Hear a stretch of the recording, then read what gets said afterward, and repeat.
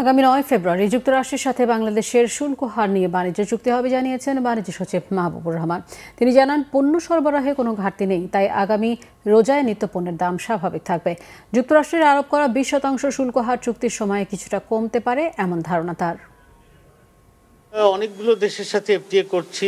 আমরা জাপানের সাথে এফটিএর টোটাল নেগোসিয়েশন শেষ করে এই 6 তারিখে, এই মাসের 6 তারিখে স্বাক্ষর করব। ইউরোপিয়ান ইউনিয়নের কাছে আমরা এফটিএর জন্য প্রস্তাব পাঠিয়েছি এবং অন্যান্য যে সমস্ত মার্কেটে আমরা এখন শুল্কমুক্ত প্রবেশাধিকার পাই সবগুলোর কাছে আমাদের প্রস্তাব প্রেরণ করা হয়েছে এবং আমরা সেখানে আলোচনা সহসাই শুরু করব। বিমান ক্রয়ের ব্যাপারটা তো আলোচনায় আছে।